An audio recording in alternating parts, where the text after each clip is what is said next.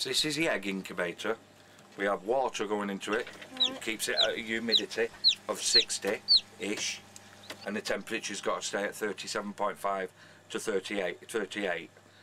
And I bring my eggs here, put the eggs in, and the chickens have hatched. So we're going to take some chicks out and put them in the heat box.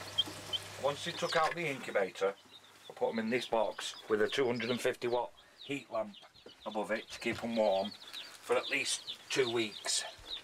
And they've got food and water in here, and it gets cleaned out every 2 or 3 days. This little girl is about a week old, and as you can see, the feathers are already forming. Within 2 weeks she should be fully feathered with a tail and be jumping out of this box with ease, and then she'll be ready to go into the garden, into the chicken coop we've erected for them.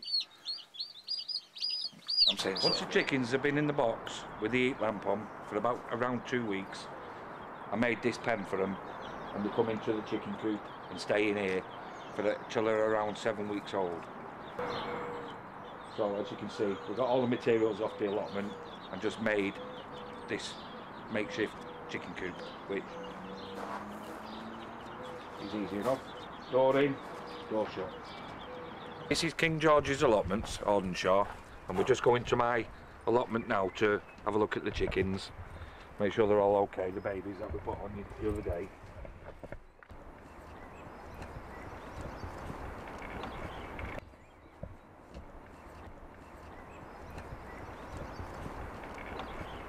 Okay, come.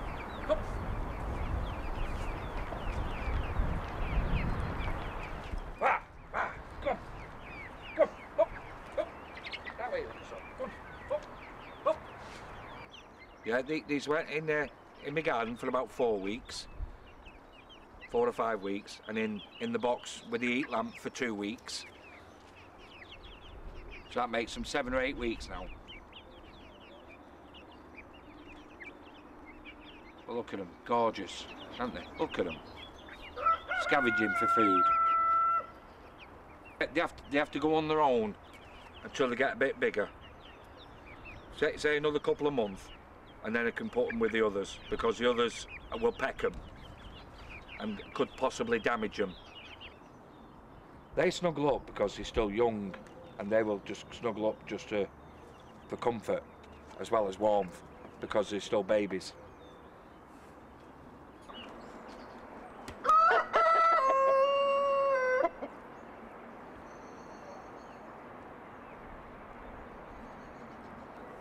And these are the mothers and the fathers of the chickens in my shed, the baby chicks in my shed. And I first got these birds because Angelo, who originally had the plot, had a heart attack, and I took over looking after them. But that was 3 years ago. Now I breed them, bring them through for eggs as a hobby mainly, because I love doing it. And they're such a beautiful bird, as you can see. That much should feed 2 of them each day, but we just fill feeders up in the shed and keep them with a bucket of water. They've got to have plenty of water, and we just keep them constantly with enough food just to keep them going. But I feed them every single day and water them every day. These scavengers will eat anything. When they're digging for grubs, things like that.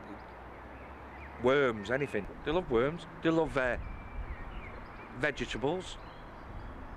What are they called? Grapes. Mother-in-law feeds hers grapes because she's got 2 in the garden, 2 white ones, and she has hers. Hers are just like pets. They just wander all over the garden. They can make very good pets. They come and sit on your knee. You can train them to be in your house and use a cat litter tray. And I'm not joking, you really train them to use a cat litter tray. They come and sit on your head.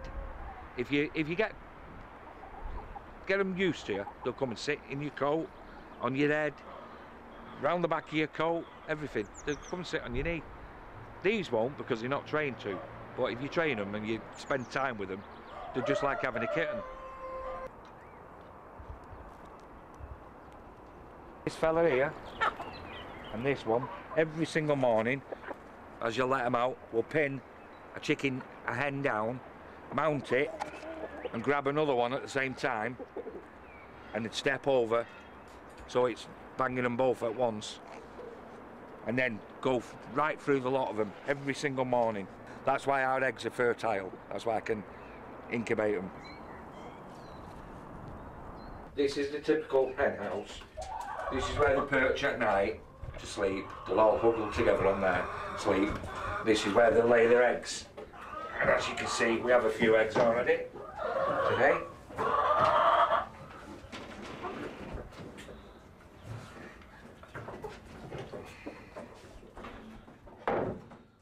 Honest to God, the lad I'm working for said to me, an egg's an egg.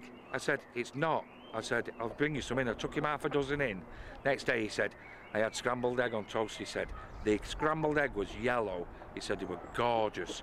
10 times better than the supermarket, and they really are 10 times better than the supermarket. The supermarket's free range eggs. A lot of them are not free range.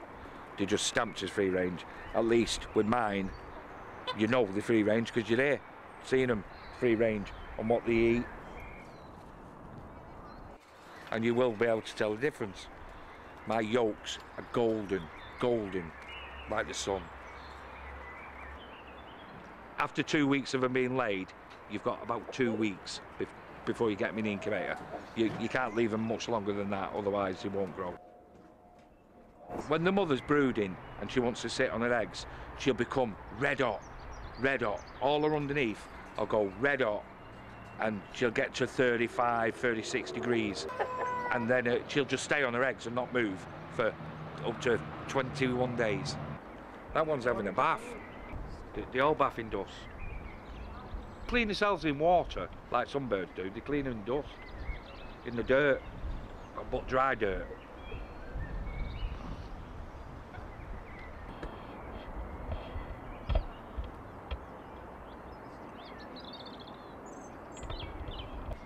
Free-range chickens are becoming more and more popular because the TV has been letting people know about battery hens and what bad conditions they're kept in when free-range are, as it says, free-range. They live outside, not in a little cage, and you get eggs when you get eggs. Franco, who's got a plot to be left, actually bought 20 battery hens which look decrepit, but after a few months on his plot they picked up and they look quite well and they're laying quite well because they're all being freed out of these battery hens places. But yeah, free range a lot of people are going into because it's easy in your garden with a couple.